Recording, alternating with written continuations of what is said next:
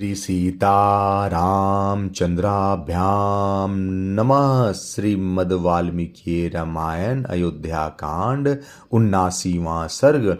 मंत्री आदि का भरत से राज ग्रहण करने के लिए प्रस्ताव तथा भरत का अभिषेक सामग्री की परिक्रमा करके श्री राम को ही राज्य का अधिकारी बताकर उन्हें लौटा लाने के लिए चलने की निमित्त व्यवस्था करने की सबको आज्ञा देना।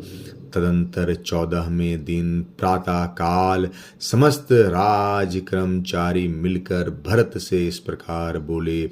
महायशस्वी राजकुमार जो हमारे सर्वश्रेष्ठ गुरु थे, वे महाराज दशरथ तो अपने ज्येष्ठ पुत्र श्री राम और तथा महाबली लक्ष्मण को वन में भेजकर स्वयं स्वर्ग लोक को चले गए। अब इस राज्य का कोई स्वामी नहीं है, इसलिए अब आप ही हमारे राजा हो। आपके बड़े भाई को स्वयं महाराज ने वनवास की आज्ञा दी और आपको यह राज्य प्रदान किया, अतः आपका राजा होना न्याय संगत है। इस संगति के कारण ही आप राज्य को अपने अधिकार में लेकर किसी के प्रति कोई अपराध नहीं कर रहे हैं। राजकुमार रघुनंदन, ये मंत्री आदि स्वजन पूर्वासी तथा सेठ लोग अभिषेक की सब सामग्री लेकर आपकी राह देखते हैं। भरत जी, आप अपने माता पितामहों के इस राज्य को अवश्य ग्रहण कीजिए। नरश्रेष्ठ राजा के पद पर अपना अभिषेक कराइए और हम लोगों की रक्षा कीजिए।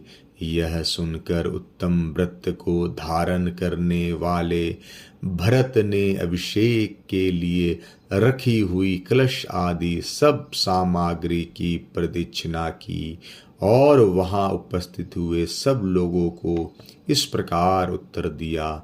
सज्जनों, आप लोग बुद्धिमान हैं, आपको मुझसे ऐसी बातें नहीं कहनी चाहिए। हमारे कुल में सदा ज्येष्ठ पुत्र ही राज्य का अधिकारी होता आया है और यही उचित भी है। श्री रामचंद्र जी हम लोगों के बड़े भाई हैं, अतः वे ही राजा होंगे। उनके बदले मैं ही 14 वर्षों तक वन में निवास करूंगा। आप लोग विशाल चतुरंगनी सेना जो सब प्रकार से सबल हो तैयार कीजिए।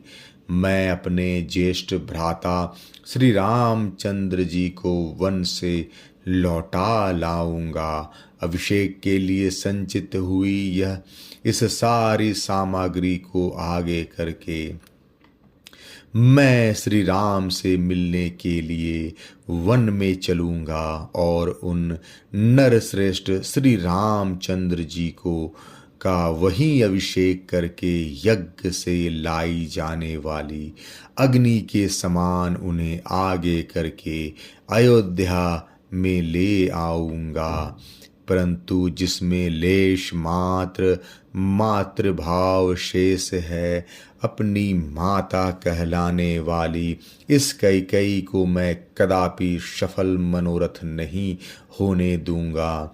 श्री राम यहाँ के राजा होंगे और मैं दुर्गम वन में निवास करूंगा।